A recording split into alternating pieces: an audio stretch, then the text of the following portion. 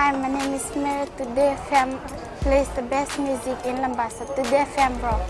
My name is Thomas. I'm here in Nakasi and I like to listen to Today FM because it rocks. My name is Milenia. Today FM rocks here in Singatoka. My name is Alfriti and Today FM rocks here in Tabwa. My name is Mary Jane. I love listening to Today FM here in Ba. Today FM rocks. My name is Ilaiti Ambal and I love listening to Today FM. Today FM rocks here in Osur. Today's hit music on Today FM. In the news tonight, 6 Grace Road detainees to appear in court tomorrow. Political parties raises concerns on election preparations. And Methodist Church wants a review of nightclub hours. From the studios of FBC Suva, Jackie Spate. 6 senior members of the Grace Road Group will be produced in the Lautoka High Court tomorrow morning. A further interim injunction was sought by the detainees' lawyers to prevent 3 more senior members from being deported from Fiji late this afternoon, and further orders were granted by the Lautoka High Court. And now we cross live to our West reporter Felipe Naikaso on the Grace Road saga. Felipe, I understand that there are some new developments on this matter. Yes, Jackie, a further interim injunction has been sought for the 3 detainees this afternoon. The order basically means that the Director of Immigration, the Commissioner of Corrections and the Commissioner of Police will have to produce the 6 detainees or the 6 Korean nationals in court tomorrow and basically explain to the court why they've been detained in the first place. The detainee's lawyer, Ronald Gordon, has also says that his clients has informed him that they have not committed any criminal or immigration offense and that there are no allegations against them. Gordon says that they've also received confirmation from the police that they are not being detained by the police. He also says that he's been informed by his clients that some of them have visas while others have applied to extend their visas and they're pending their applications. Also earlier today, Jackie, that we've tried to make comments from the Grace Road. However, those comments have been unsuccessful. Also, the Korean embassy in Suva is tight-lipped about the issue. But what I can confirm, Jackie, is that the Korean National Police are currently in the country and they're currently assisting the Fiji Police Force on the investigations. However, nothing more has been said about the detainees. The 6 men are expected to be produced tomorrow at the Lautoka High Court. Jackie.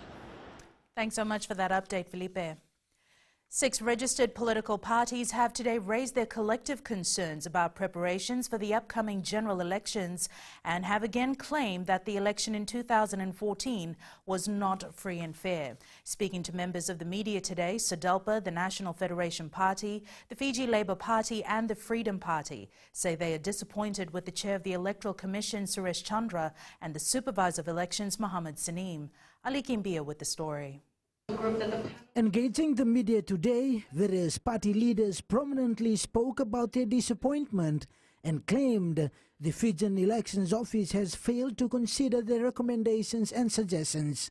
Where there has been no movement or intentional ignorance of the things that we've asked for.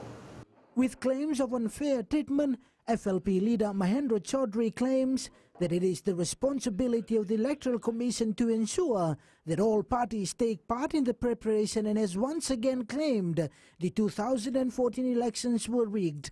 Mrs. Pereira, a polling station was St. Joseph Secondary School.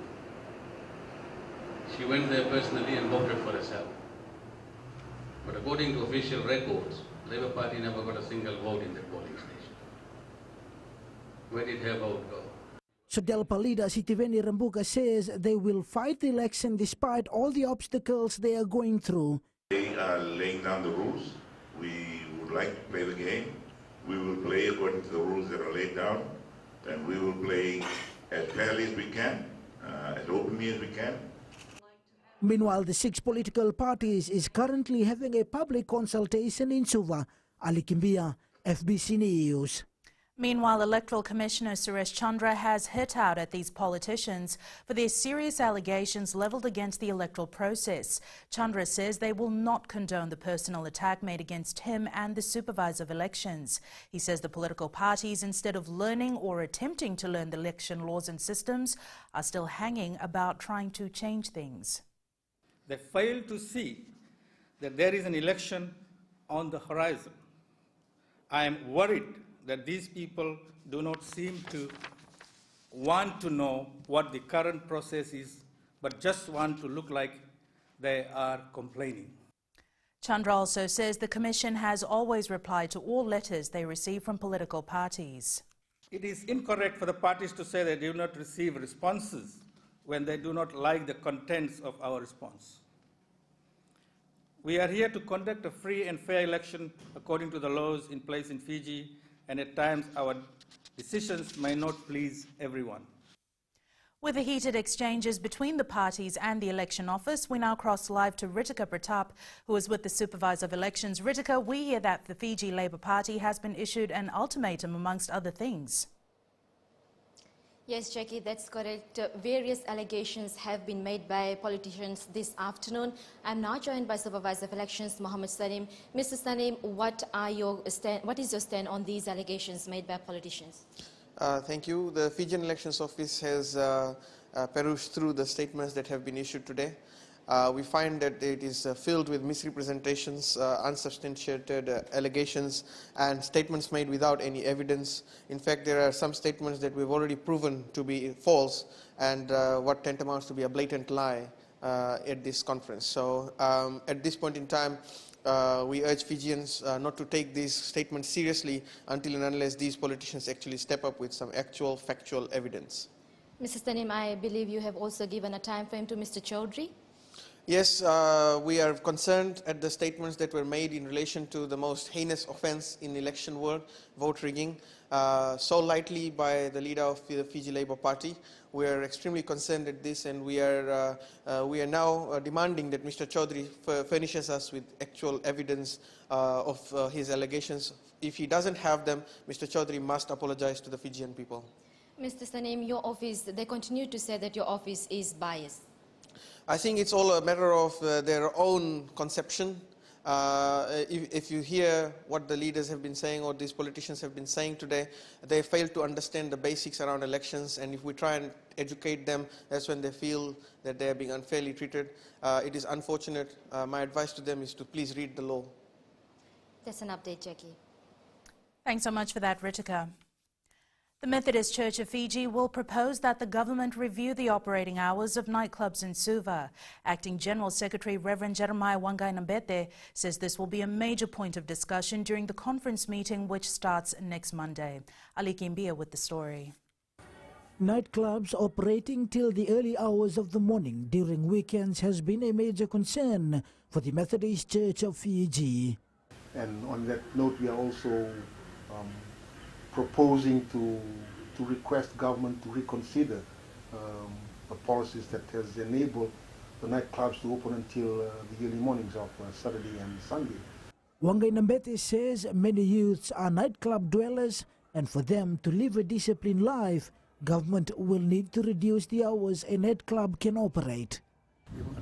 Many things will happen, and alcohol is one thing that is contributing to the downfall of youths. I believe the Methodist Church is right in this regard. When we go to church every Sunday, a lot of youth still enjoying themselves.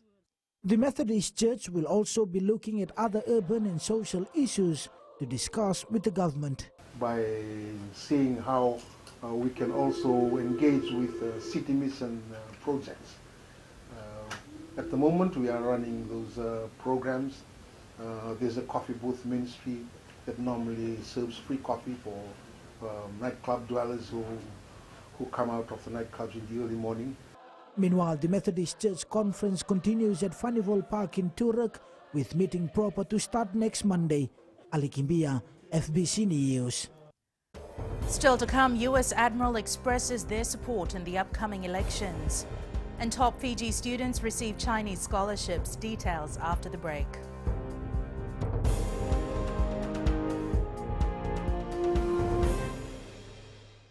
Bula neva ngo malakai leloma ngo ngai nakas ondo bagrong nam bula fep nambang dua ya nasere hoya ubasit sai lambasa ya ondo teleta na barong nam bula fm namba dua ya nasere gua do kimeli ako na tao no hinga toka taleta kina na barong nam bula fm nambang dua ya nasere wana tunga nam bula fm namba dua ya nasere nawaluan Na vengo fane na tahu nengo singatoka kita untuk talita kana Bula FM number 2 na sere.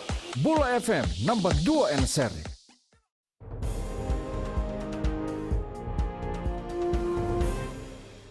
The 25th Commander of the United States Indo-Pacific Command, Admiral Phil Davidson, today expressed America's support for Fiji's democracy in its upcoming elections. The Indo-Pacific Command is America's oldest and largest military combatant command based in Hawaii. Admiral Davidson is touring the Pacific nations, and Fiji was his first stop. He says he had a fruitful meeting with Prime Minister Vorengen Bainimarama and other senior government and military officials today. He also commended Fiji's peacekeeping efforts. We also discussed Fiji's role as a financial, transportation, environmental, education, and maritime security hub of the South Pacific and the important contributions it makes to ensuring a free and open Indo-Pacific region. 20 recipients of the Chinese government scholarships have received an amazing opportunity to go and study in China. Speaking at the 2018 Chinese government scholarship award ceremony today, their ambassador to Fiji says they've awarded 20 scholarships to those who met all the requirements and deserved it. Kritika Kumar reports. Scholarships have been provided so that students are not only able to contribute to the economy upon their return from China, but also better employment opportunities. Afterwards, after they come back, they will be the future ambassadors for our relationship. And the education is the key for every country. Recipients say they hope to make a difference after completing their studies. I plan to come back and serve my people here because that is the reason mostly I chose this career path, medicine. After I finish, I intend to come and help out in the aircraft engineering institute here in Fiji. The oldest recipient is a RFMF officer who will further his studies on public relations. My line of work, I liaise a lot on a bilateral level and multilateral level with partners, defense partners across the globe, and one of which is the Chinese government. These are fully paid scholarships for degrees, postgraduate and masters. Meanwhile, some of these 20 recipients are currently Form 7 students. Kritika Kumar, FBC News. About 1,200 boy and girl scouts from primary schools around the country are gathered at Vunimoli in Lambasa for their 13th National Scout Jamboree. The 4-day event was officially opened by the Attorney General and Minister for Education, Ayaz Said Kayum. Eleanor Tarangaview reports. Held every 4 years, the 13th National Jamboree this year has attracted girl and boy scouts from 26 scouting districts, including Lau Kandabu and Yasawa. 1,200 are representing the over 10,000 registered scouts in the country who are here.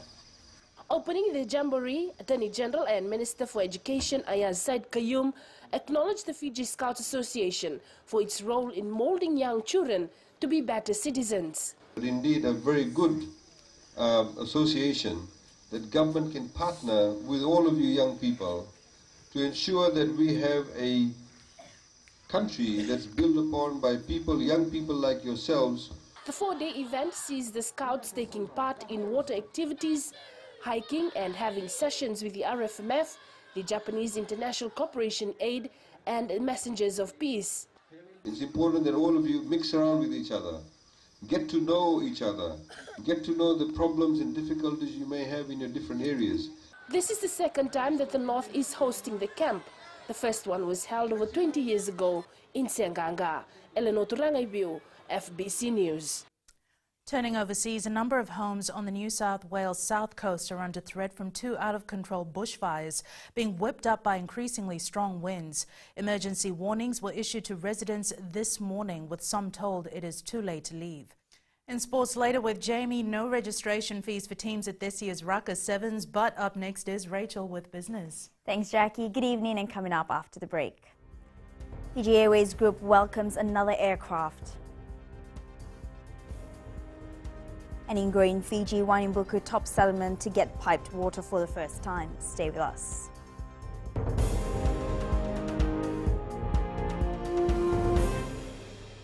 Voila, I am Eleanor. For the best classic hits, I only listen to Gold FM here in Singapore. Gold FM, only the classic hits. My name is Yeni Rawa. I love listening to Gold FM here in Nosuri. Gold FM, only the classic hits. My name is Dino. I'm from Outrigger. Koroko Singatoka. I love listening to Gold FM. Only the classic hits. My name is Salote. I love listening to Gold FM here in Surrey. Gold FM, only the classic hits. Bula, my name is Marida. Gold FM plays the best classics here in Aotearoa, Singatoka. Gold FM, only the classic.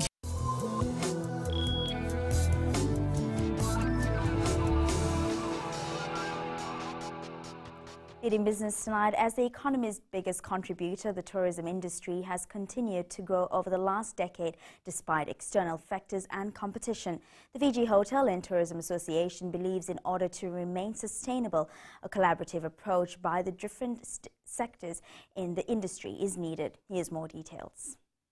Key players of the tourism industry have held a number of discussions on how to better its services. We keep step with each segment, you know, so that the airline seats and the number of passengers sort of can get accommodated, so there's not a bottleneck somewhere where there's not enough aircraft seats or not enough hotels. So we are addressing that. Tito says Fiji has all the ingredients needed to grow the industry. However, it's important that all the effort invested is cohesive. The national carriers are a very important player in all this because they bring the people in, but they need a place to stay and they need activities, they need to enjoy their stay here, otherwise they go somewhere else. In order to further grow tourism infrastructure, finance is the next important tool. So I think there are a few big projects are coming up, and we will make sure that we continue to support the large projects as well as the right projects for ANZ Bank, which will help us not to deliver number one position in tourism sector, but also at the same time provide the convenience. The Fiji Bureau of Statistics revealed that visitor arrivals to Fiji increased by 4.5% last month, with increases recorded from Australia, US, Europe, the rest of Asia and the UK. The Fiji Airways Group has welcomed its fourth brand-new Viking DH66 Series 400 twin-otter aircraft to the Fiji Link fleet. This addition results in a significantly reduced average age aircraft, making the Fiji Link one of the youngest fleets in the world. It now has an average aircraft age of just 1 year and 8 months. Fiji Airways Chief Executive Andre Filion says this is a significant achievement for a domestic airline of a relatively small country. The Twin Otter can land on short airstrips and grass runways on islands such as Taveuni and Savasavu. The new aircraft will enter commercial service by September. And we now join Sharon from HFC Bank with the latest from the money market. The Forex market today was better placed on the lira's recovery. Markets have been rocked over the past week as turmoil in Turkey weighed on sentiment across the globe. The lira stabilized, up about 7%, but emerging currencies suffered. On the economic front, third quarter data for the US released this morning portrayed a solid growth picture as their retail sales rose 0.5% in July. Meanwhile, the Australian Bureau of Statistics released their latest unemployment rate and employment change figures for July. Their jobless rate dipped to the lowest level in 6 years at 5.3%, while the participation rate eased to 65.5%. And that's all the latest from HFC Bank, Vinaka. Thanks, Sharon. Taking a look at the currency exchange rate set this morning for the Fijian dollar. More up and downs for our dollar today. It was on the rise against the Chinese yuan, the US dollar, the New Zealand dollars, as well as the PNG Kina, but slipped slightly against the other currencies we cover. As for the commodities market, the price of oil remained on the descent, dropping below $65 a barrel. Gold was down more than $20 to close at $1,169 an ounce, and silver closed down at $14.43 an ounce. And in Fiji tonight, more than 200 villagers of Wanimbuku top settlement in Nasinu will soon have access to piped water for the first time when the main extension work by the Water Authority is completed. WEF says once completion, the settlement will have consistent water supply that can withstand the dry season and improve water system performance. Kelly Vadala reports.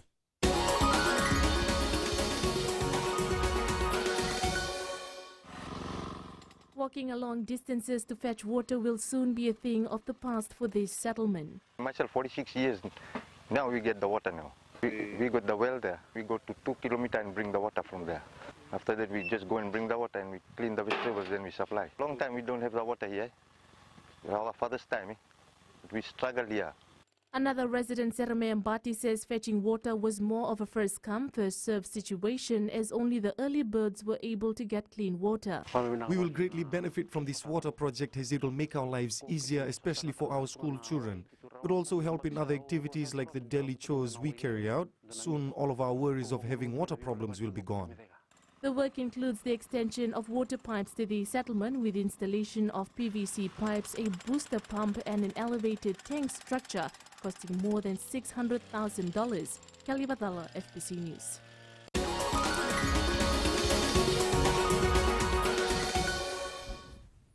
And that's it from Business for tonight. Jamie joins you now with sports. Thanks, Rachel, and good evening. Up ahead in sports, Suva under 19 dominates secondary schools netball. And national women's football side named for OFC Cup qualifiers. This and more coming up.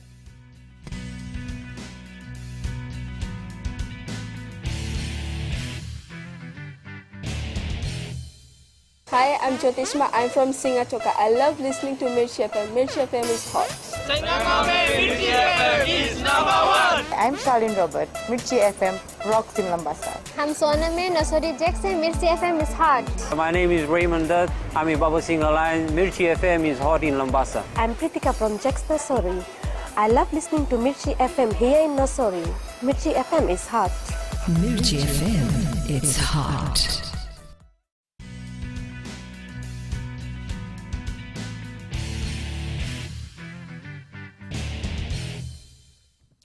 The Fiji Football Association has named its 20-member national women's team for next week's OFC Women's Nations Cup qualifiers. At the announcement this morning, Fiji FA Chief Executive Muhammad Yusuf said they are investing a lot in women's football, which should be encouraging to all local players. Stella To'oi with the details. This young national side consists of players with averaging 19 to 20 years old, and they have a huge task ahead of them.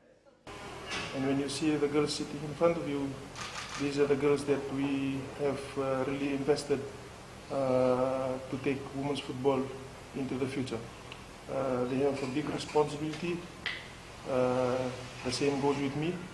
And the important is to maintain focus on the vision. Fiji Football Association Chief Executive Mohamed Yusuf says with Fiji being unranked in the Oceania football, this is a chance for the team to prove themselves in the competition. Only 8 teams in Oceania are ranked, 7, sorry. So that is New Zealand, Tahiti, Cook Islands, Tonga, Samoa, New Caledonia and Papua New Guinea. So the other 4 countries, Fiji, Solomons, Vanuatu and American Samoa, are unranked, simply because we have not been playing. Fiji plays Vanuatu next Friday and then Solomon Islands on the 27th and American Samoa on the 30th of this month at Churchill Park in Lautoka. Stella Taoi, FBC Sports. Teams competing at this year's Raka Sevens will not be paying registration fees. However, they will be given tickets to sell. 64 men's and 16 women's teams will compete in the tournament on November 30th to December 1st. Tournament director Ropate Kauvesi says the aim this year is to get more community-based fans supporting their teams at the 2-day tournament. We're giving out 100 vouchers, which is 2-day vouchers for the tournament to teams. And what they will do, they'll sell those tickets to their community-based friends, families, and they'll use that there because there's no registration fee for them. So they'll just use that, sell that, bring their fan base to come and watch the tournament, support them. It's basically getting the community together. The Suva Grammar School Under-19 team made a strong start at day 1 of the Fiji Secondary Schools Netball Championship in Lautoka today. The defending champions remain unbeaten in its pool games, winning against Nasinu Secondary 44-22, Lautoka Central 24-14 and Ratunavula College 32-4. Meli Tavanga reports. The Suva Grammar School Under-19 players were on top of their game as they downed all their opponents, proving they deserve to be in the finals. Trying to defend the title again this year, and we are just taking one game at a time and moving from there and working on our mistakes every game. After day 1 of the competition, SGS is expecting a tough playoffs tomorrow. We have a very skillful coaches for all the schools now, and the students are really playing very well. And I think that come the playoffs, it will be tough. Tournament Vice President Jose Yangao thanked the sponsors who made the competition possible. Thankful for the weather. We're thankful to Jamboree for giving us sponsorship of 10,000 in kind, and we wish to thank Coca-Cola Until for the sponsorship. 52 schools from around the country are taking part in the tournament, which ends tomorrow.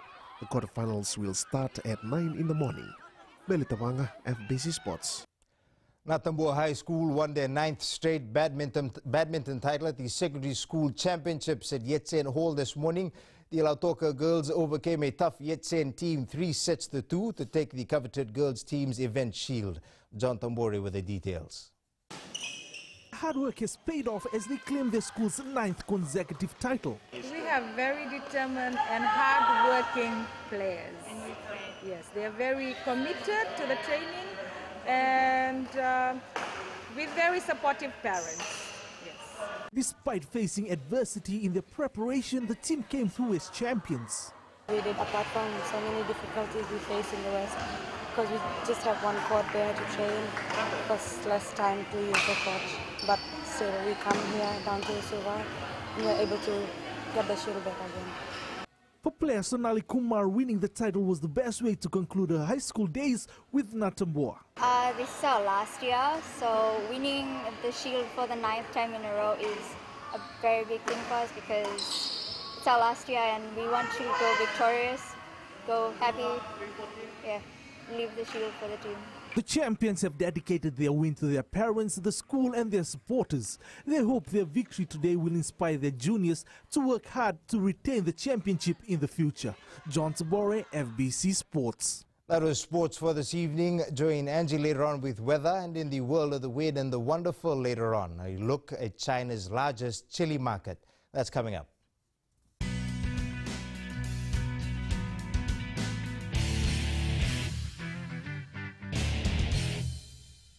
Narang gole senya, Obama kita nakas, dorong na kape on radio Fijuan, nandong may ayaw benyana, kita barong on radio Fijuan, nandong may bisi, hindi natoka. Guado ilaisa ingatoka, rong na heramakawa ina radio Fijuan hingatoka.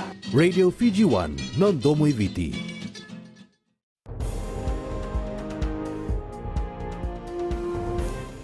It's weather time now with Angie.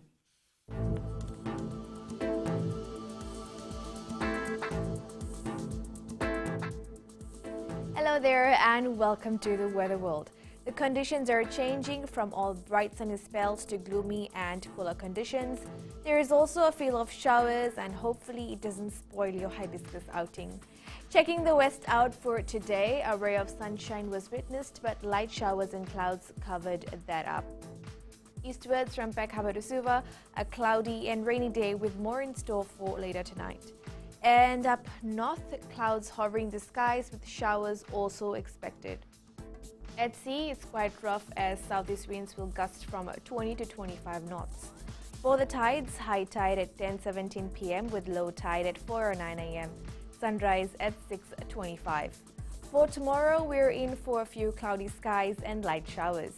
Tomorrow's temps, all centers will range from 26 to 29 degrees. And looking further on to Saturday, good thing the showers might ease and leave us with clear spells. Well, looking out for the best. That's all from the FBC Weather World. Jackie. Thanks so much for that, Angie. In Fiji and Pulse tonight, we asked, are school sports now becoming an expensive affair?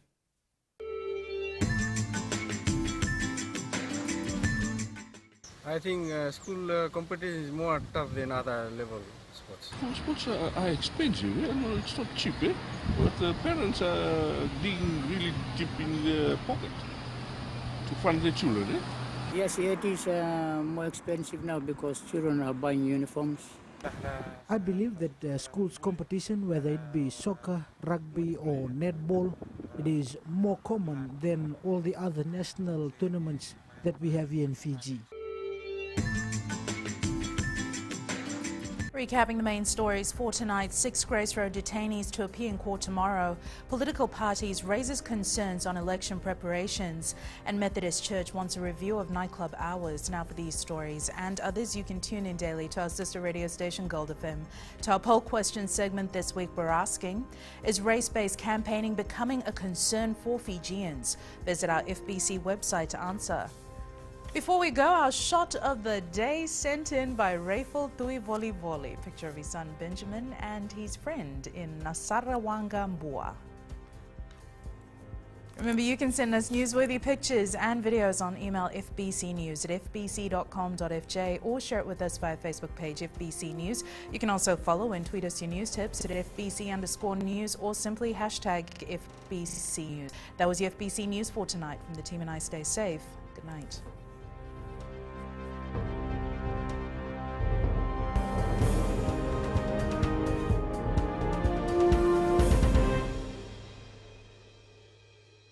मैं नवनीत नंद नंबुआ से जैसे प्रेनी note मशहूर है वैसे radio Fiji 2 भी सभी जगह मशहूर है। रेडियो फीजी 2 देश की धड़कन। सीमा नकाशी से मैं रेडियो फीजी 2 पसंद करती हूँ सुनने के लिए। रेडियो फीजी 2 देश की धड़कन। मैं हूँ अंकल किंग सिंगाटोका टाउन के टैक्सी ड्राइवर। जैसे रग्बी फेमस है वैसे रेडियो फीजी 2 फेमस है। रेडियो फीजी 2 देश की धड़कन।